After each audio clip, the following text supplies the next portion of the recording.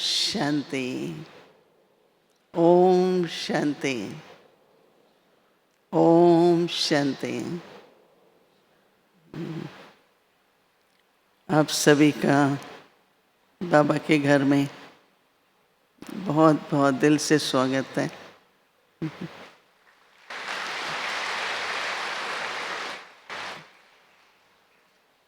बाबा के प्यार में सभी बाबा से मिलन मनाने के लिए पहुंचे हैं, तो सभी खुश तो हैं ना? बहुत खुश हैं। राजी भी हैं। तो जो खुश राजी होते हैं वो मौज में भी होते हैं। मौज में है ना सभी? बोलो यस। बहुत अच्छा है। भक्ति मार्ग में चाहे ज्ञान मार्ग में भगवान को जब भोग लगाते हैं या फूल हमको चढ़ाने हैं, माला बनानी है, तो फूलों को देखते हैं। जो खिले हुए फूल होते हैं वो हम चुनते हैं और वो फिर हम अर्पित करते हैं। हम सभी बाबा के चैतन्य फूल हैं।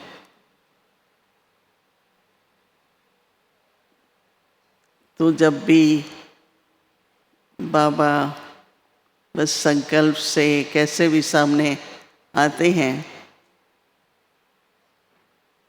तो कौन से चैतन्य फूलों के चेहरे से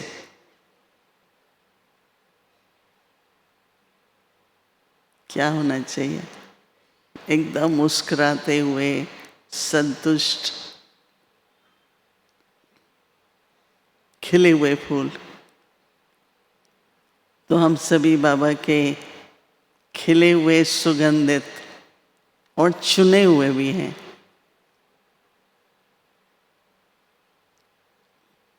चाहे आज हम सबका ये बेहद का परिवार, वृद्धि तो बहुत हो रही है, पर संसार की जो जनसंख्या है, पॉपुलेशन है, उसके हिसाब से तो हम कोटों में कोई है। बाबा ने एक एक बच्चे को कहाँ कहाँ से चुन के सारे विश्व का एक बेहद का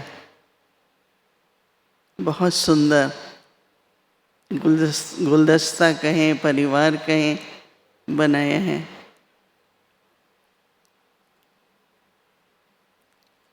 एक प्यार शब्द बहुत कॉमन है, हमने पहले सुना भी है, सबको अनुभव भी है, माता पिता का, भाई बहन का, हर संबंध का। लेकिन बाबा का प्यार अलौकिक है, अनोखा है, और बाबा के प्यार में सर्व प्राप्ति है।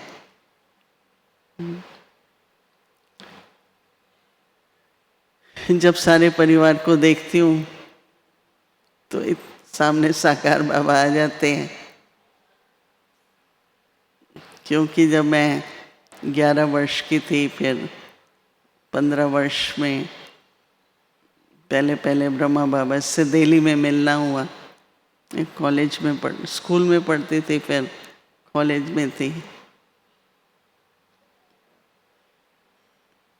तो बाबा का जो प्यार था, जानते तो नहीं ना, अभी भी हम एक दूसरे को शारीरिक रूप से तो नहीं पहचानते, लेकिन आत्मिक रूप से, रूहानी रूप से तो बहुत गहरा संबंध है। कल्पांतर आपस में हम मिलते रहे हैं, ईश्वरी कार्य में सहयोगी रहे हैं, यात्रा पर साथी रहे हैं। तो ये जो बाबा का प्यार है, इस समय देखो साकार में हमने बाबा से प्यार मिला बहुत। बाबा को हम बच्चे, हर बच्चा योग्य बच्चा हो, योगी बच्चा तो चाहिए ही, पर योग की योग्यता हमारे जीवन में, हमारे व्यवहार में, हमारे चरित्र में एक योग्यता दिखाई दे। और मैंने ये देखा है कि बाबा के बच्चे, हर एक बच्चा, उसमें विशेषताएं बहुत हैं, योग्यताएं बहुत हैं। आज मेरे से कुछ बहनें मिली बहुत बहुत पहले, 50 साल पहले की, 40, बहुत तब से लेके, क्योंकि ज़्यादा विदेश में रहे, करीब 50 साल से मुझे ऊपर विदेश सेवा पर मिले। और हम आते भी तब थे जब विदेशी भाई बहनों का सीज़न होता था। अभी 1-2 साल से इस समय पर जब आप सभी भारत से आते हैं तो रहने का चांस मिलता है। तो मैं जब उस बहन से मिल रही थी तो मुझे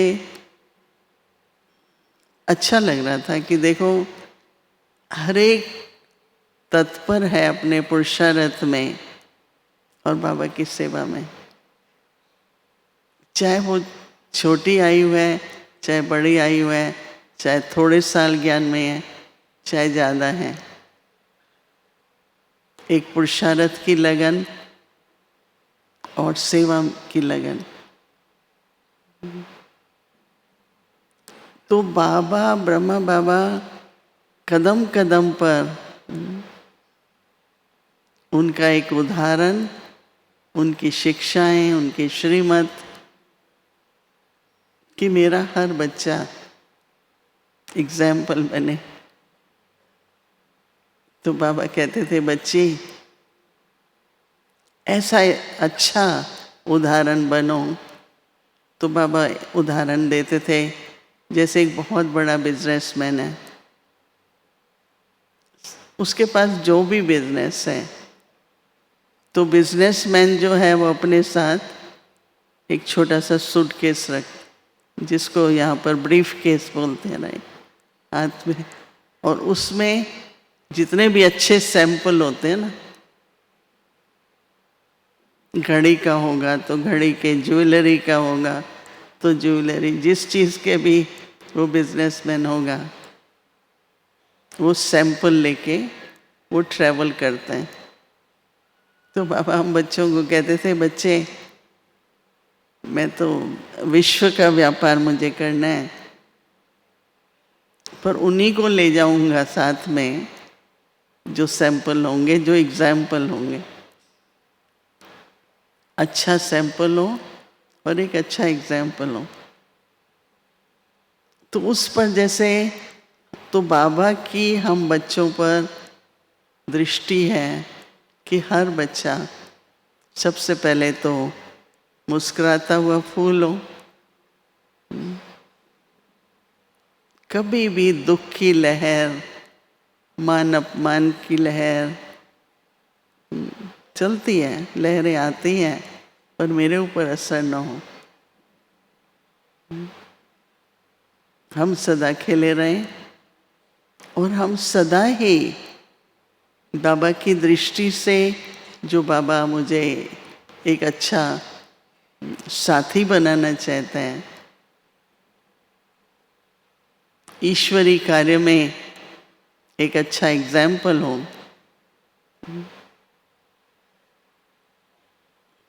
देखो आजकल तो आप फल भी खरीदते हैं ना, तो बड़ा बॉक्स होता है फल का, तो ऊपर का जो होंगे ना आम बहुत अच्छे होंगे, दूसरे उससे थोड़ा कम साइज होगा।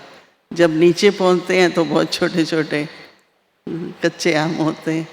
कोई भी चीज़ खरीदते हैं, पर बाबा के तो ऊपर से नीचे तक का बॉक्स, राइट, एक एक एक बाबा का योग्य बच्चा। तो कोई हमें विशेष होने का अभिमान नहीं है, पर हमें विशेष होने का सम्मान बहुत है। किसकी संतान है, किसके साथी हैं। तो आज बार बार मुझे आ रहा था कि सिर्फ राजयोगी नहीं है, पर हर प्रकार से बाबा के योग्य बच्चे हैं। वर्दी चाइल्ड योग्य हैं। आप सबको तो अनुभव होगा ही, लेकिन जब शुरू शुरू में यज्ञ में हम सब आए, तो जब आते थे तो एक सप्ताह मिलता था। तो क्या हुआ कि यज्ञ में सब कुछ था, क्योंकि शुरू में जब इतने परिवार समर्पित हुए तो सब अपना सब कुछ लाए, यज्ञ को समर्पण किया, तो सब कुछ था। लेकिन बाबा की ट्रेनिंग ऐसी होती थी उस समय कि सब कुछ होते हुए भी, जैसे बाबा कहता था, एक एक दाना हीरे के बराबर, यानी इकोनॉमिकल मत, जिसको क्या कहें कि बहुत खर्चा संभाल के करते थे। तो बड़े बड़े ड्रम्स आते थे, कोयले के ट्रक्स आते थे। तो उस समय तो नहीं है ना, आजकल तो देखो निवासी हैं, फिर सेवाधारी हैं, फिर नौकर हैं। उस समय तो ऐसा नहीं था, सभी हम लोग ही सब कुछ करते थे। तो ट्रक आती थी, उससे कोयला उतरना है या तेल के बड़े बड़े। तो क्या होता था कि जो बड़े बड़े कोयले हैं वो तो जला देते थे, फिर नीचे से इतना सारा कोयले का चूड़ा, जिसको वही कहेंगे ना, कोयले का चूड़ा बहुत सारा रह जाता था। तो बाबा कहता था ये फेंकेंगे थोड़ी, और बड़ी बड़ी अंगीठियाँ थी तो उसमें डाल भी नहीं सकते, छोटी में तो डालते हैं। आपने देखा होगा, आपकी दादी नानी है, जब अग्नि ये अपना अंगीठी होती है तो एंड में चूरा डाल देते हैं कि आग जली भी रहे, और दाल का पतीला रख देते, बनती रहेगी। तो बाबा ने कहा, उन दिनों में घर में अपने गाय भी रखने लगे थे, 2 गाय थी पीछे की तरफ। तो बाबा ने कहा कि उसके मेरे जहाँ तक हिंदी शब्द, गोले बनाएंगे, राइट, ऐसे करके उसमें मिक्स करके है ना, आप लोगों को पता है ना ये सब। तो बाबा ने पूछा कौन बनाएगा। अब सब दादी ये बड़े घर से थी, उन लोगों ने खाना बनाना तो सीख लिया छोटी मोटा, लेकिन उन्होंने ये काम तो कभी नहीं किया था। तो सब एक दूसरे को देखते हैं कि ये कौन करेगा, ये कौन करेगा। तो बाबा सबको देख रहे हैं। तो ऑलराउंडर दादी, उनका नाम ऑलराउंडर दादी नहीं, तो उन्होंने हाथ खड़ा किया। तो बाबा ने कहा बच्ची बनाओ। तो उन्होंने शाम के समय पर बना के थोड़े सुखाए, फिर दूसरे दिन वो अग्नि में डाले। तो बाबा ने कहा तुम तो ऑलराउंड बच्ची हो। और ऑलराउंडर दादी बहुत बड़े व्यापारी थे, उनके युगल और सारा परिवार, क्योंकि मेरे लौकिक पिता और ऑलराउंड दादी के जो युगल थे तो वो लोग पार्टनर थे बिजनेस में। तो मैं बचपन से ही जैसे उनको जानती थी, बहुत बड़ा व्यापार था।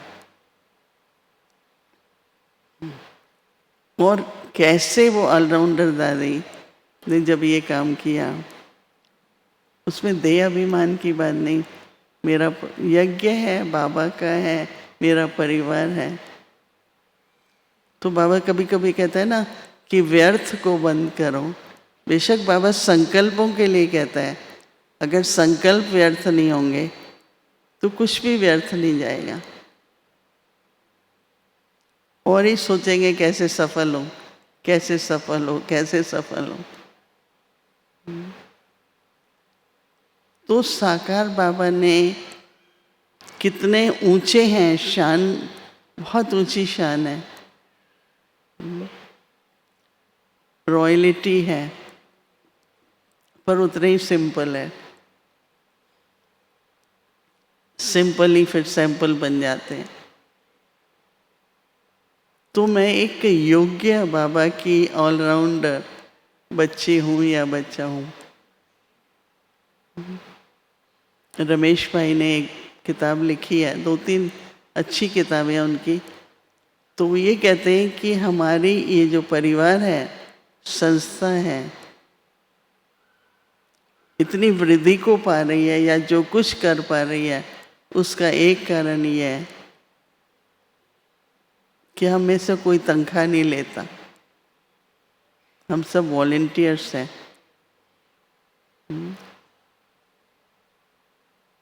थोड़ा सिर हिलो, नहीं वॉलेंटियर्स है ना। जो तनख्वाह में होंगे उनको हॉलीडेज मिलनी चाहिए, बोनस मिलना चाहिए, इतनी छुट्टी हो, इतना कितना कुछ होता है। और हम लोग 7 दिन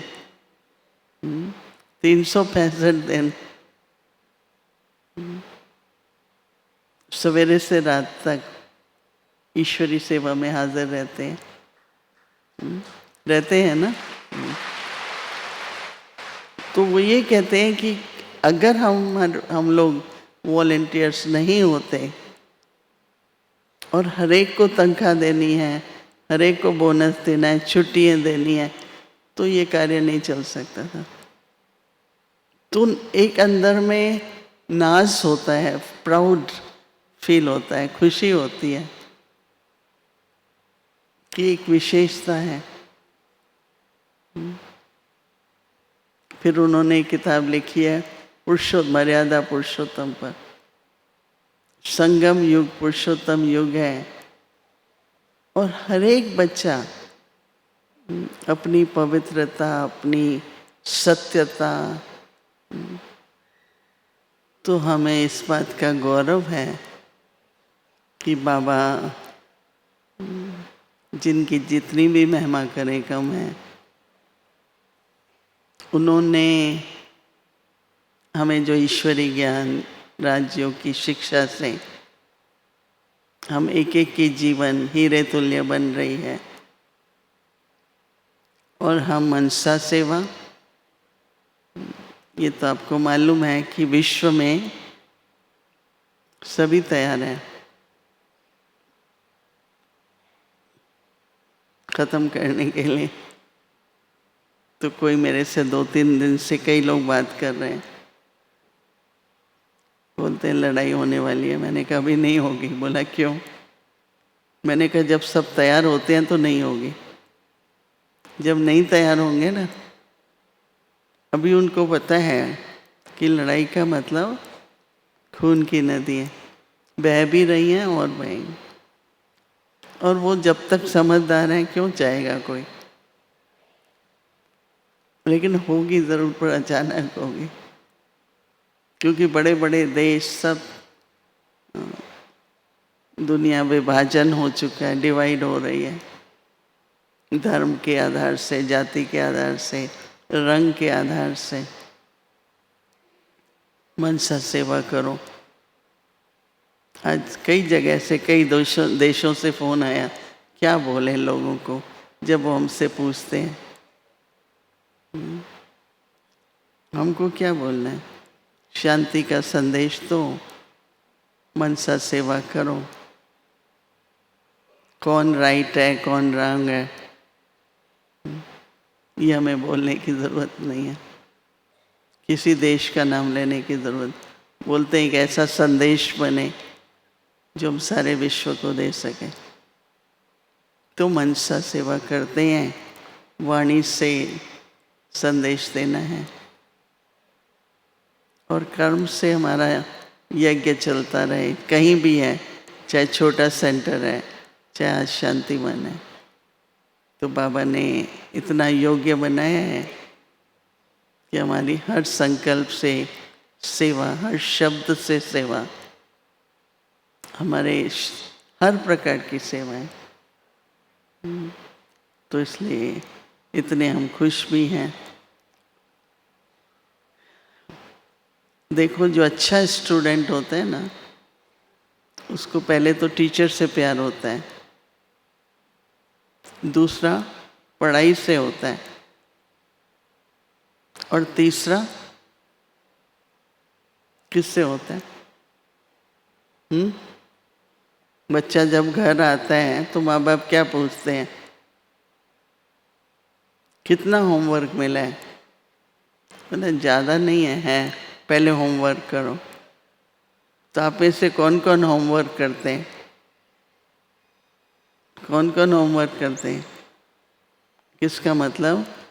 सवेरे जो सुना उसका मनन, चिंतन, अध्ययन, अभ्यास, दिन भर चाहे कितने भी बिजी हैं,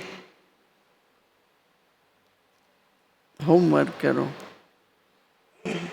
तो मेरा तो होमवर्क अव्यक्त इशारा है। अभी समय नहीं है, लेकिन इतना सुंदर आज का कंट्रोलिंग एंड रूलिंग पावर, इतना मंथन चलता है, और इतना प्रैक्टिकल में कंट्रोल क्या होता है, रूलिंग क्या होता है। अपनी सूक्ष्म शक्तियों को जिन्होंने कंट्रोल कर लिया, उनमें रूलिंग पावर भी आती है। और सबसे अच्छा एंड में था कि अपनी स्नेह और संतुष्टि से सेवा करके सब सफल कर। स्नेह और संतुष्टि की सेवा। जब हम प्रोग्राम करते थे बाबा के टाइम, ब्रह्मा बाबा, बच्चे इधर जाओ उधर जाओ, एग्जीबिशंस करते थे, तो रिजल्ट कैसे देखते थे कि सभी संतुष्ट रहे, करने वाले भी करवाने वाले भी। तो एक बार हमने कहीं किया, 50 थे हम, उसमें से एक आत्मा किसी कारण से खुश नहीं थी। तो बाबा ने मुझे बुलाया, उन्होंने कहा बाबा एक ही तो आत्मा है। बोला पर इसकी असंतुष्टि तो फैलेगी ना। उसको क्या था, वो ओपनिंग में वो आगे रहना चाहता था। तो वॉलंटियर्स थे, उन्होंने कह दिया नहीं, आपका तो नाम नहीं है। तो कोई व्यक्ति था, बाहर से आए थे, अच्छा मेहमान था, व्यक्ति भी देखा जाता है। तो उसने फिर वो बाबा के पास आया, बोला बाबा मेरे दिल में ये आशा थी, इन्होंने मुझे चांस नहीं दिया। अब ये तो देखो छोटी मोटी बातें होती रहती हैं, पर बाबा ने मेरे को बुलाया, बोला बच्ची, तो काफ़ी कल 1-2 दिन से चर्चा चल रही है कि सभी को कैसे संतुष्ट किया जाए। परंतु आज का अगर आप होमवर्क पढ़ेंगे और थोड़ा सा भी ध्यान देंगे, तो आपके अंदर वो योग्यता आएगी जिसमें स्नेह और संतुष्टता की सेवा, सेवा ऐसी हो जो कोई टेंशन नहीं, कोई एंग्जाइटी नहीं, कोई चिंता नहीं, कुछ भी नहीं। इतनी हर तरह से सफल करो, सफलता मिलती रहे। परंतु इसमें जो ये नियंत्रण है, डिसिप्लिन है, जिसको हम कंट्रोलिंग और रूलिंग पावर कह रहे हैं, बहुत बड़ा सब्जेक्ट है, मैं अभी नहीं लेती। आज हमारी रुक्मणी दीदी आई मेरे पास मिलने के लिए, तो 2 संदेशियाँ मिलती हैं। इन्होंने कहा आऊँ, मैंने कहा आइए हम बैठेंगे। तो मैं इनसे पूछ रही थी कि जब आप वतन में जाती हैं आजकल बाबा क्या क्या इशारे देता है, क्योंकि हम भी जाते हैं, ये भी जाती हैं शुरू से लेके, तो अच्छी बातें निकल रही थी। तो इनको मैंने कहा कि आप शाम को आना, आज सेशन है, तो थोड़ी आपसे चिट चैट करेंगे, क्योंकि हमसे बहुत लोग प्रश्न पूछते रहते हैं, फिर कौन से बाबा को देखते हो, फिर कैसे बाबा बोलता है, फिर क्या, बहुत कुछ होता है ना, नयों को बहुत होता है। तो मैंने कहा कि आप आओ, हाँ, तो आपसे चिट चैट करेंगे। तो कुछ मैं आऊँ, मैंने कहा ज़रूर आओ। तो मेरा टॉपिक तो वो था रूलिंग पावर, और लेकिन जब कभी चांस मिलेगा, पर मैं ये कहना चाहती हूँ कि रोज़ अमृत वेले के बाद हो सकता है तो व्यक्ति इशारा पढ़ो। मुरली के बाद तो पढ़ा जाता है यहाँ पर। थोड़ा मंथन करो, जो ज्ञान की बात, धारणा की बात अभी तक रह गई है हमारे जीवन में, उसको बढ़ने का ये टाइम है, चांस है। क्योंकि जितनी पॉइंट्स निकलती हैं वो मुरली की होती हैं, और ज्ञान के सब्जेक्ट की, योग की, धारणा की। तो ऐसा है हम सब के जीवन में कि शायद कुछ बातें हमारे अटेंशन पे नहीं हैं, या हमने उसको स्मृति में नहीं लाया, उसको स्वरूप में नहीं लाया। तो ये लास्ट चांस लगता है कि पढ़ो व्यक्ति, इशारा, फिर उसका मनन करो, अभ्यास करो, और रात को आपको खुद लगे कि न केवल मैंने होमवर्क किया, परंतु एक पंखड़ी मेरी और खिल गई। अब बहुत अच्छा लगेगा और बाबा का प्यार अनुभव होगा। और दूसरों के साथ क्या बातचीत करें, बैठते तो हैं तो एक चर्चा करना, वार्तालाप करना। हमारी बड़ी दादी यही करती थी, जब बैठती थी, आज बाबा ने क्या कहा, आज का वरदान क्या है। और आजकल हम बैठते हैं और सेवा की बात चलती है, या यज्ञ में ही हो रहा है। हमको क्यों इन बातों में हम अपना समय व्यर्थ करेंगे। तो इसलिए ये मेरी सबसे आराधना है, रिक्वेस्ट है कि सभी अव्यक्त इशारा पढ़ो, मनन करो, अध्ययन करो, दूसरों को वर्णन करो, तो आप सदा खिले रहेंगे, खुश रहेंगे, संतुष्ट रहेंगे। सो आपको कितने साल हो गए रुक्मणी दीदी ज्ञान में आए? हम मतलब कैसे आपका ध्यान में जाना हुआ? मेरा तो अभी तक भी मुझे याद है, पहले नशा चढ़ता था, फिर सिर्फ दृश्य दिखता था, फिर बाबा ने बुलाया, वेरीफाई कराया कि ये कहाँ तक जाते हैं। फिर कोई सिर्फ संदेश ले जाते, कोई संदेश का जो बाबा भेजता था उसका उत्तर लाते थे। इस संदेशियों में भी उस समय ऐसे होता था। तो हमने कभी सुना ही नहीं कि आपका कैसे जाना हुआ बाबा। बाबा ने जब आपको ये वरदान दिया दिव्य दृष्टि का। ओम शांति। सभी स्वागत करो रुक्मणी देवी का। मैं जब भी क्लास के लिए आती हूँ तो एक साथी ज़रूर लेके आती हूँ, थोड़ी चिट चैट करते हैं ना।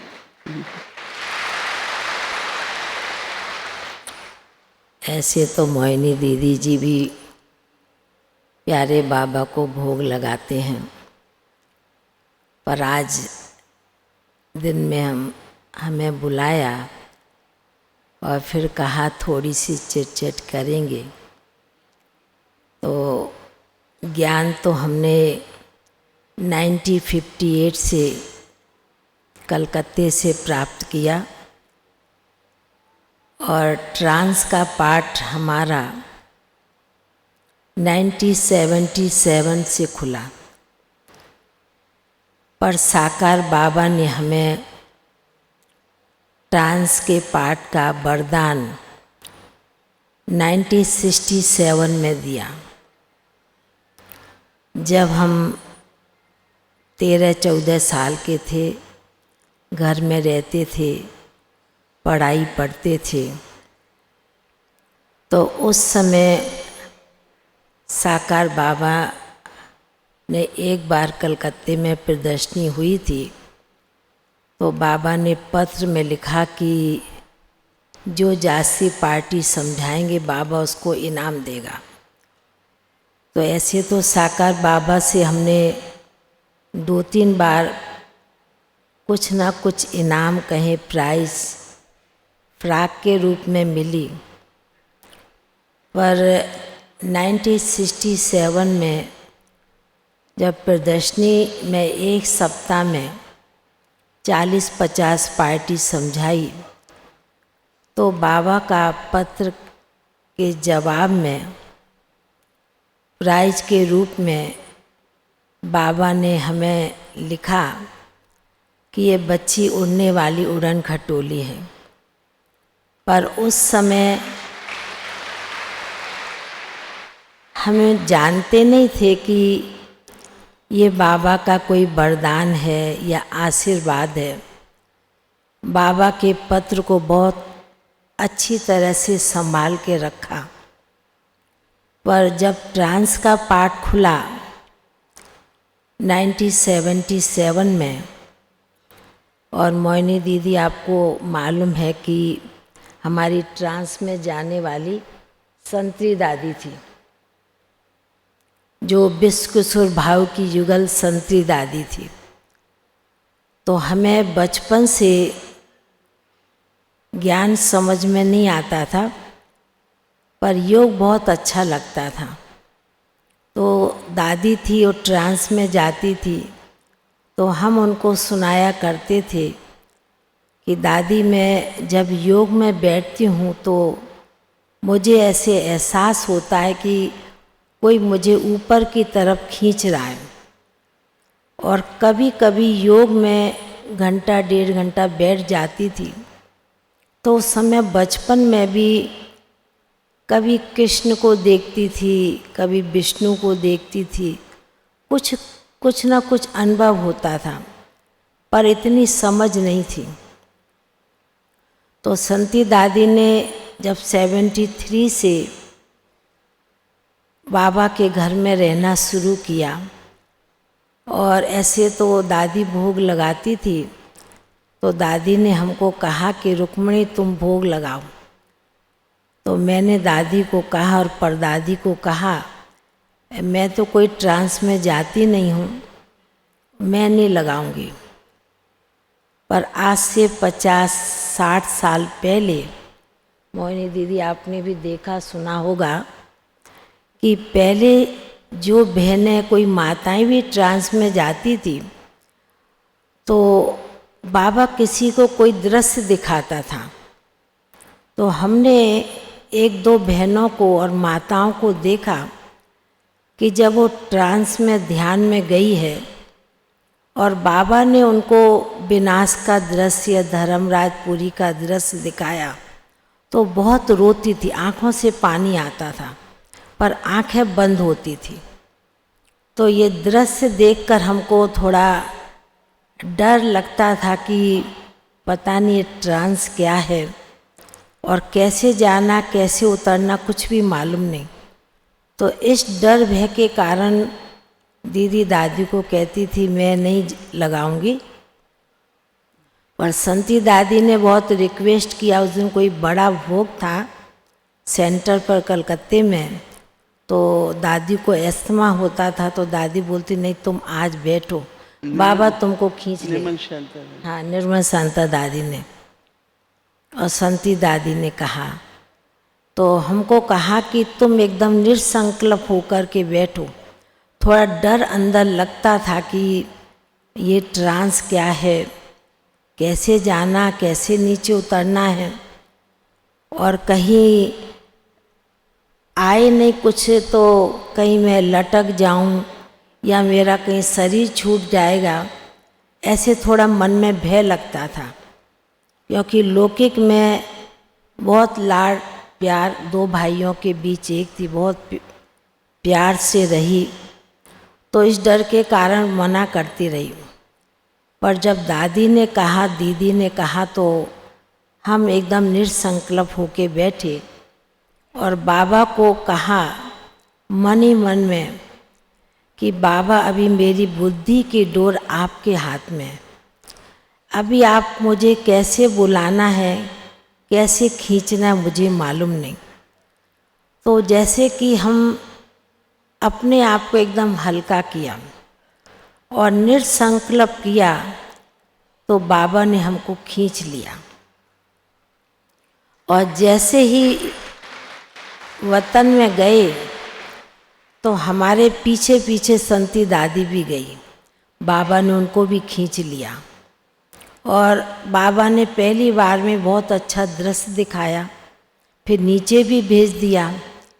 तो नीचे जब उतर के आए तो संती दादी ने कहा कि अच्छा अभी सुनाओ तुमको बाबा ने क्या दिखाया। तो बहुत अच्छा दृश्य था। उस समय भी बाबा फूलों के बगीचे में ले चला, इस प्रकार दृश्य था। तो दादी ने कहा कि देखो तुमको साकार बाबा ने वरदान दिया उड़न खटोली का, और तुमको बाबा का वरदान ये याद नहीं है।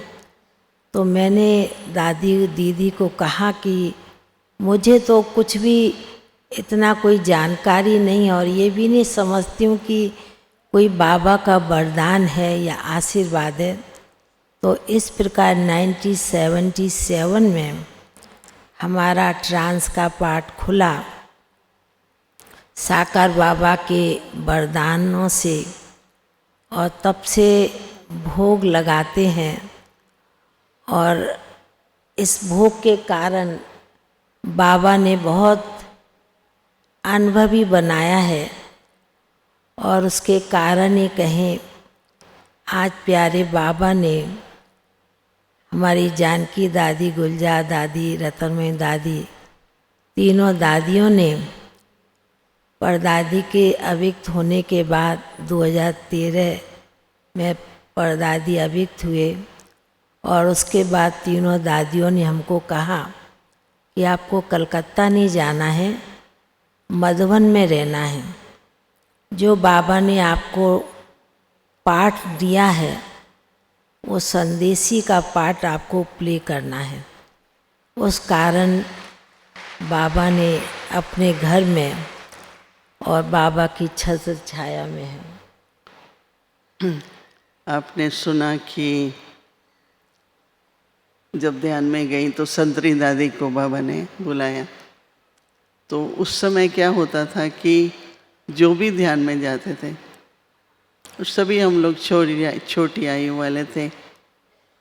तो संतरी दादी आपको मालूम है कि बाबा की पर्सनल ट्रांस मैसेंजर थी।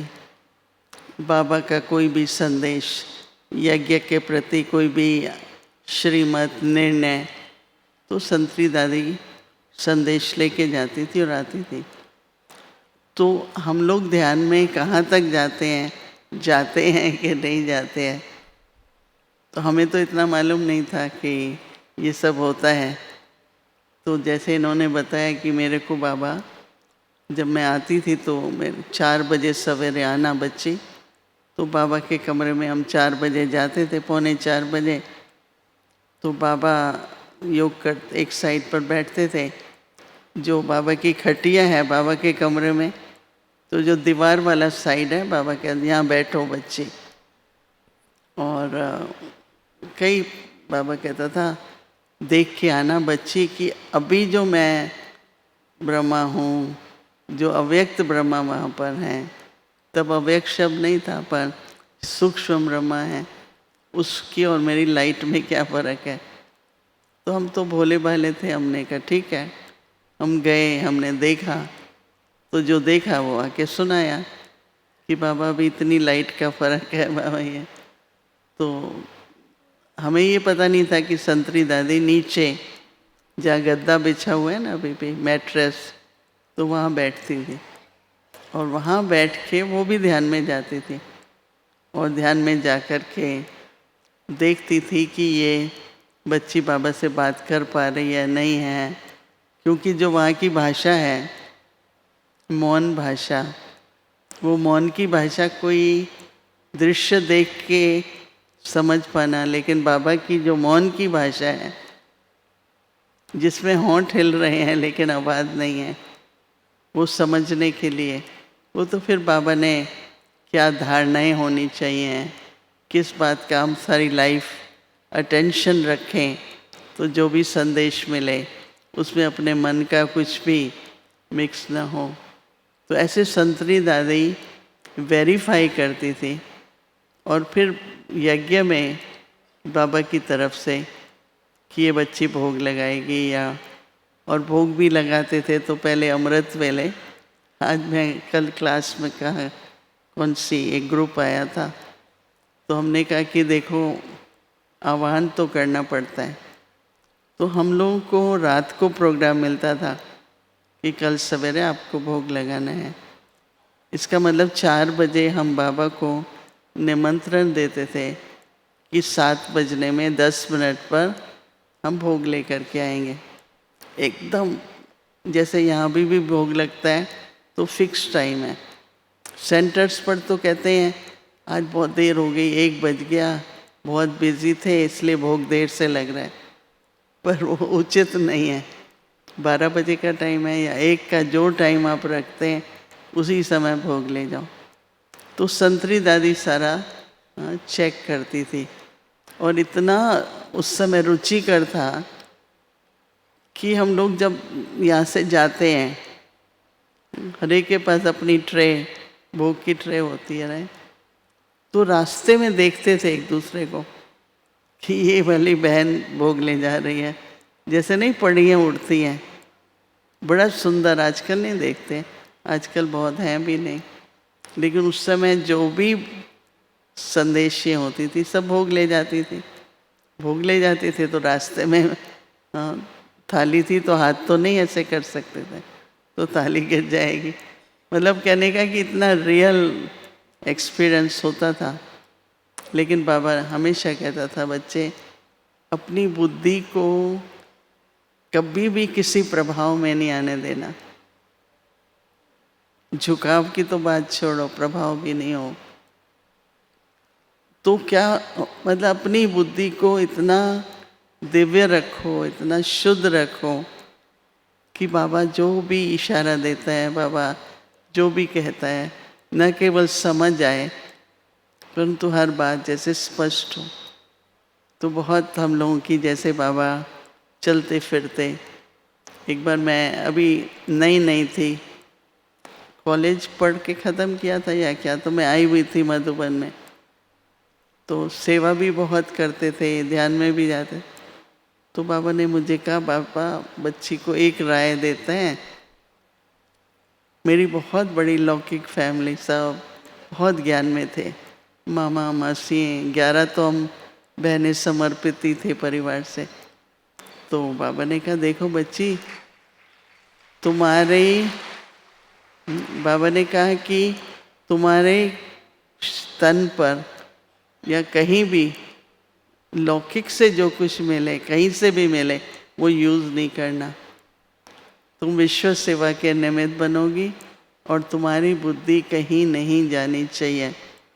नहीं, बाबा सुनाता है कि एक माता ने तकिए का गिलाफ बनाया, बहुत सुंदर लेस लगाई, तो बाबा ने तकिया में वो मतलब उसका कवर डाला।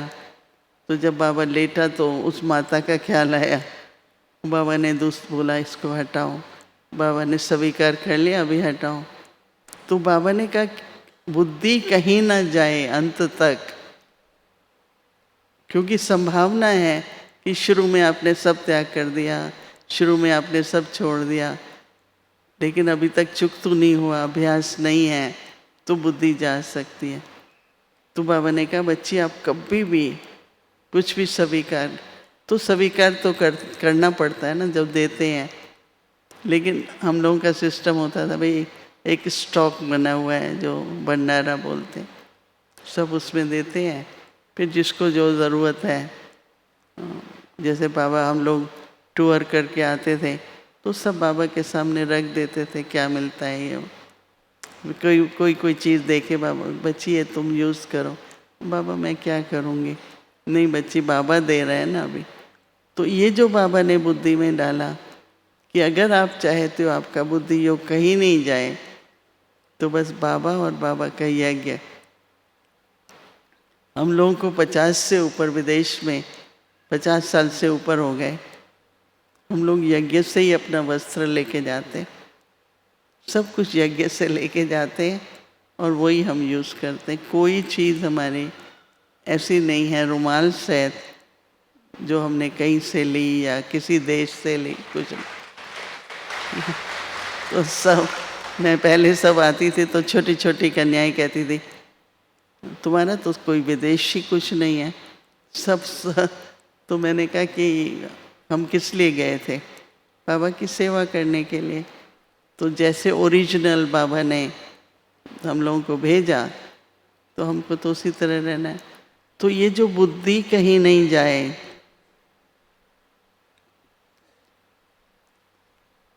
कहीं भी ना जाए, ना अटके ना भटके, ना दादी जानकी कहती है ना अटको ना भटको ना चटको, किसी के पीछे नहीं। क्योंकि ये जो आत्मा, किसी भी आत्मा के प्रति कोई लगाम है, बुद्धि जाती है, तो शिव शक्ति या पांडव, उनके चेहरे से बाबा की प्रत्यक्षता हो, वो बुद्धि अंदर। कहावत तो यही है कि चेहरा, face is the index of mind.